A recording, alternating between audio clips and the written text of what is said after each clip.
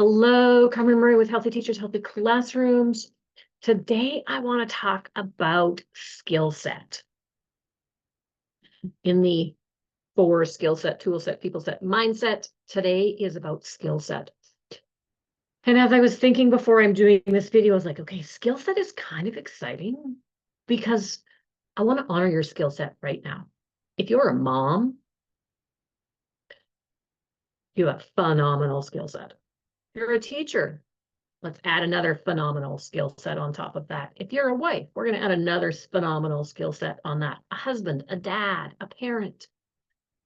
And then you think about the other things that you do. I live on a ranch, so I have a totally different skill set than my friends that live in the city. No judgment on either, because they have a totally different skill set than I do. One of the things that I find stressful, starting this out on a note of humor, is when I go to the city and go to a big apartment building, I'm always worried I'm not going to be able to get in the building because there's the codes and the things. And someone who lives in the city, that is not a skill set that they're worried about. So our skills are directly related to the life that we live and where we live. So first, I want to honor your skill set as moms. There are so many things that you do. Cooking, cleaning, organizing, and I can give you those 3 things, but each one of those things is broken down into a good 20 other skill sets easily, right? Running a knife, running an oven, knowing about foods. It's just an example of the cooking piece. And then if you're a teacher, like I know some of you are that work with me, you also have this phenomenal skill set as a teacher. Again, around organization. There are 50 things you do in a day that have to do with organization easily. And there's people management. You manage 20 to 35 or 50 bodies, depending on your classroom, on a daily basis. So I just want you to pause and take a breath and honor the skills you have. And the other important piece about this skill set is when I taught, I didn't think I was organized. I thought my husband was organized because he has everything organized on his desk and he only had 2 or 3 pieces of paper every time he left his desk. He's super neat. I admire that in him. And when I talk to my colleagues, they see me as a teacher who's organized. And I was like, what? No, my desk is a mess all the time. So that was the indicator I had that I was organized.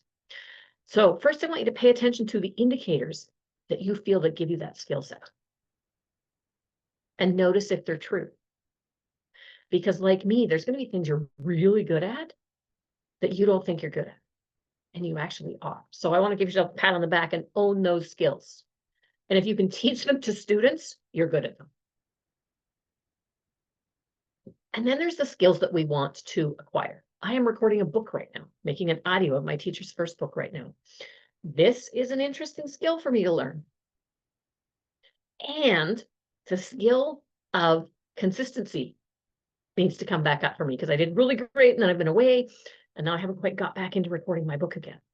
So there are skills that are like, yep, check, got it, right? I can read, I can write. Those are check, done skills. Consistency is not necessarily one of those skills. So let's give ourselves credit for the skills we have and the skills we're currently building and the skills we want to build in the future. Because the skills we have, like writing, doesn't take me much time or energy or effort at all. It's a skill I've got. Organizing is a skill I've got, but it still takes a fair amount of time and energy depending on what I'm organizing, because organizing can just be a time heavy skill.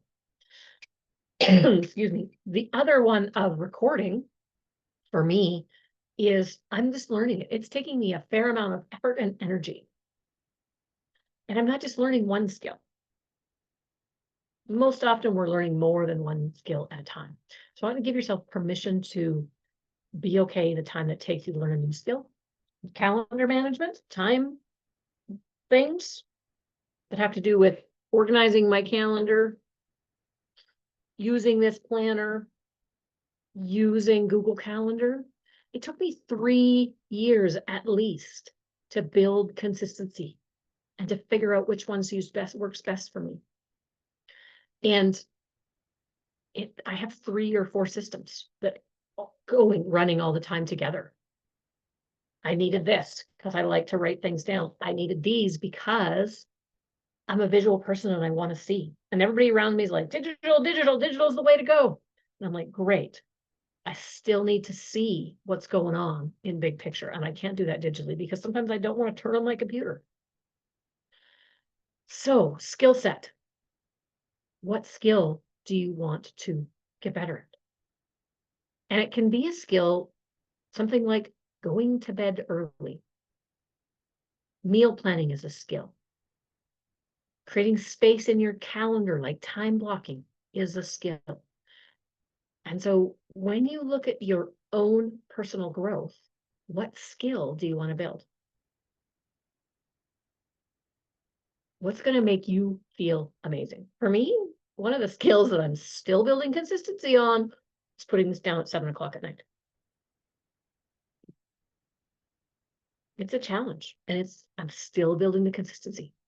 So give yourself permission to not get it right on a regular basis until you build that consistency, and then you'll fall off and have to start again, and that's okay too. So have fun playing with your skill set, building your skill set, owning what you're good at, teaching others in what you're good at. Have an amazing day in all that you're up to. Carman Murray with Healthy Teachers, Healthy Classrooms.